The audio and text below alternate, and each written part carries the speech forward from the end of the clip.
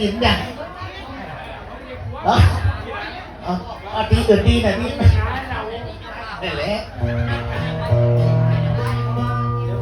เอาบังลูกหลานดีเช้าแล้วเด้อท่านนายกเด้อขออนุญาตนะครับ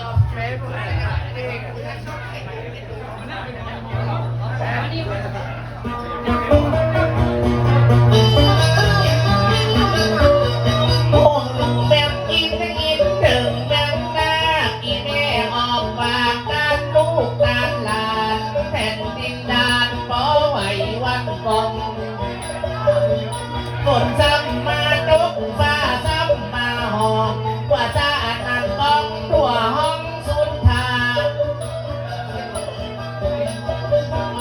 อีผมยงยักปกปักรักษาพี่น้องเจ้าอาตาโบยลูกแก้วมาหลอนมาแหวกก็สีคำอีน้อง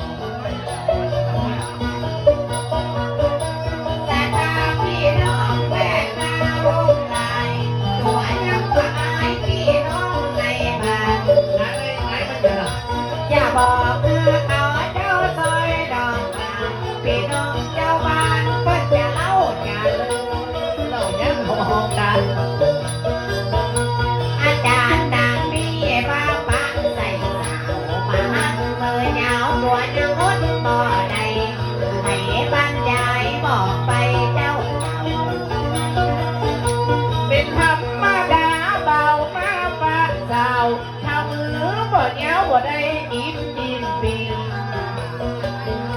นกกาปีกฮักนกวักปีกหินปีกน้อยซอยกินสันหาคงบางถ้าน้องบอดนับมีจะจับแผนถามจะดูเดือนสามมาถามจังเกิมเป็นแสงรับเกินของเจ้าพ่อเลี้ยงมาสอนแต่เจ้านำไรให้การมันว่าใส่ขนาดถ้าจะเป็นคนมาก็กระโดดเต้าบ่พ่ออ่านดังมาเปลี่ยนไว้เมาหาเมาไปเมามาว่าหลอดวันนี้แต่ตักนะไปที่ยาบอกไปใจใจรับลีรับถามว่าเราไปเจ้าว่าไก่บ่จนคนดึงบ่ปุ๊ต้องมีอายุไปยังกี่ปีสี่คำเท่าดียังรักแค่ใบบอกว่าเป็นโซอย่างน้อยเป็นดอกไม้จะเอาไว้วันศีลวันธรรมบ่มีการก้าวตุกเมื่อตั้งยำอีน้องสีข้าวว่าน้องลากระแดกขยะบริเอามาไว้เสือมาตามอายุมาแล้วยังสักทานอีน้องสีคำกำลังได้สิบเก่าจะบอกเขาไปว่าในวันนี้เราบ่แก่บ่เท่ากำลังไว้งามไปว่าอกมาโทษทำอายุไอ้ขนาดในเจ้าใดว่าบอกเนื้อเขาฟังในวันนี้สำหรับด่านปีอายุ30เดี๋ยวยังไปมาบอกนายสีคำน้องลางเป็นบางเหียนบอกเรียนหลังมาจะเป็นพี่บ้าเรียนเด็กเฮา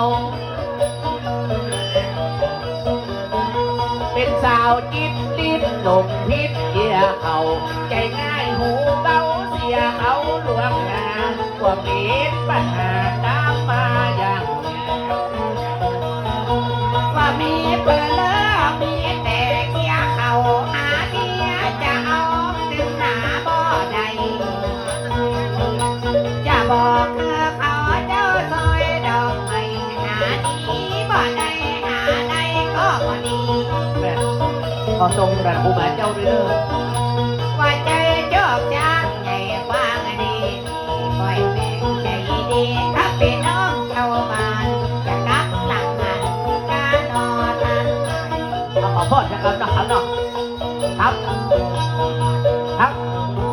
อะไรทำไม ครับเพียรว่ากันเบิร์ดเนาะครับเพียร ป้ากันมาได้ก็ขอเป็นไม่